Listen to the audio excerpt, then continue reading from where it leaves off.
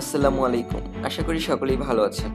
স্বাগতম জানাচ্ছি ডিজাইন টেকের আরো একটি নতুন ভিডিওতে। এই ভিডিওতে আমি আপনাদের দেখাবো আপনারা খুব সহজেই যেকোনো পিকচার খুব কালারফুল তৈরি করতে পারেন। মানে আমরা অনেক সময় পিকচার তুলি কিন্তু পিকচারটা ঘোলা থাকে, কালারফুল থাকে না। সেক্ষেত্রে পিকচারগুলো ভালো দেখায় না। আপনারা যেকোনো পিকচার নরমাল ফোন দিয়ে তুলে এই প্রসেসের মাধ্যমে যেকোনো পিকচার খুব কালারফুল এবং দেখে মনে হবে যেন পিকচারটা দামি ফোন অথবা ডিএসএলআর দিয়ে তোলা। এর জন্য আমি ব্যবহার করেছি ফটোশপ।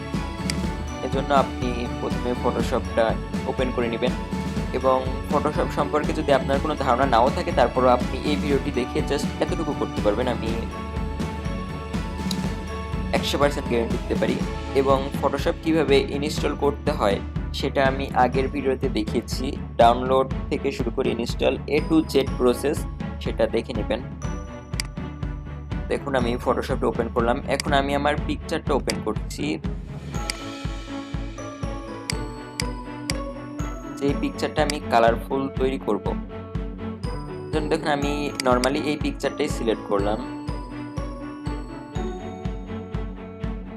দেখুন এই পিকচারটা মোটামুটি ভালোই আছে। তারপর আপনারা একটু খেয়াল করুন, আমি দেখাচ্ছি এই পিকচারটা। এক মিনিট,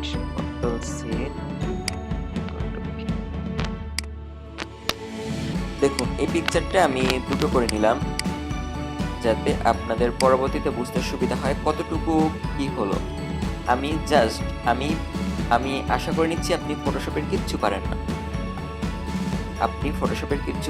আপনি জাস্ট ফটোশপে ওপেন করবেন এবং ফাইল থেকে ওপেনে ক্লিক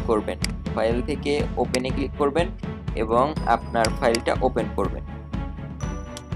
ওপেন করার পর এখান থেকে আপনি ফিল্টারে ক্লিক করার পর এখানে দেখতে পাচ্ছেন ক্যামেরা র ফিল্টার। এখন আপনারা যারা পুরাতন ভার্সন ব্যবহার করেন ফটোশপের, সেক্ষেত্রে এই অপশনটা আপনারা নাও পেতে পারেন। এজন্য আমি আপনাদের সাজেস্ট করব আপনারা ফটোশপ 2020টা ইনস্টল করে নেবেন এবং এটি কিভাবে ইনস্টল করতে হয় আমি পূর্ববর্তী ভিডিওতে দেখিয়েছি। আপনারা চাইলে ভিডিওটি দেখে এটা ইনস্টল করতে পারেন এবং অ্যাপসের লিঙ্কও আমি দিয়ে দিচ্ছি। দেখুন আমরা ফিল্টার ক্লিক করার পর ক্যামেরা র ফিল্টারে ক্লিক করেছি এবং এরপরে আমাদের সামনে এরকম একটি প্যানেল চলে আসবে। এখান থেকে আমরা প্রত্যেকটি অপশন কমিয়ে বাড়িয়ে দেখব।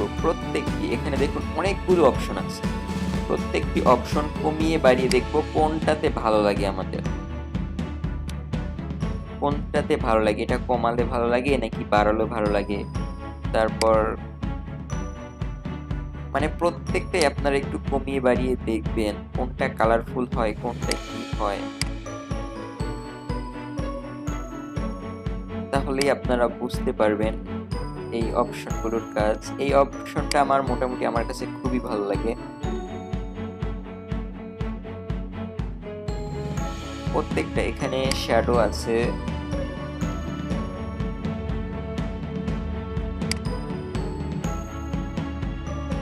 তারপরে হাইলাইট আছে, কন্ট্রাস্ট আছে, তারপরে আদার্স অনেক কিছু আছে। এখান থেকে আপনারা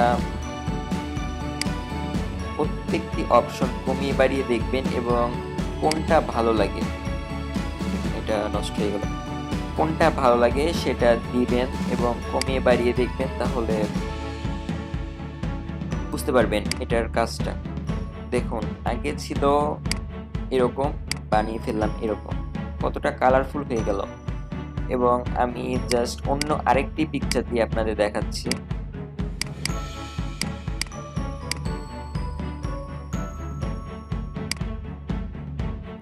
এখান থেকে আমি আরেকটি পিকচার, এটা দেখুন এই পিকচারটা দিয়ে দেখাচ্ছি, এটা কালারফুল আছে মোটামুটি।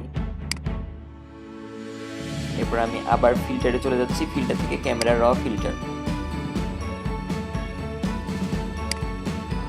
দেখুন এখন পিকচারটা কিরকম লাগছে, আগে পিকচারটা কিরকম ছিল আর এখন পিকচারটা কিরকম লাগছে, কতটা কালারফুল হয়ে গেছে আপনারা একটু কল্পনা করে দেখুন।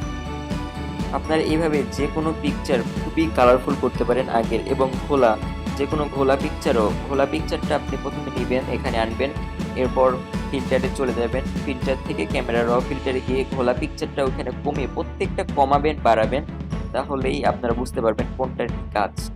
দেখো কতটা ভালো লাগছে পিকচারটা আমি কালারফুল করার পরে। এবং এটা সেভ করবেন কিভাবে, এটা এখানে ফাইল থেকে সেভ অ্যাজে চলে যাবেন, সেভ অ্যাজে চলে যাওয়ার পর সেভ অন ইওর কম্পিউটার, এখান থেকে পিএনজি অথবা জেপিজি নিজের পছন্দ মতো দিবেন, তারপরে সেভ। এরপর আমরা সেভে ক্লিক করব, তাহলে আমাদের এটা সেভ হয়ে যাবে। যাই হোক, আজকের এই ভিডিওটা এতটুকুই ছিল। ভিডিওটা ভালো লাগলে ভিডিওতে একটা লাইক করবেন এবং পরবর্তী ভিডিও পাওয়ার জন্য চ্যানেলটি সাবস্ক্রাইব করে সাথে থাকবেন। ধন্যবাদ।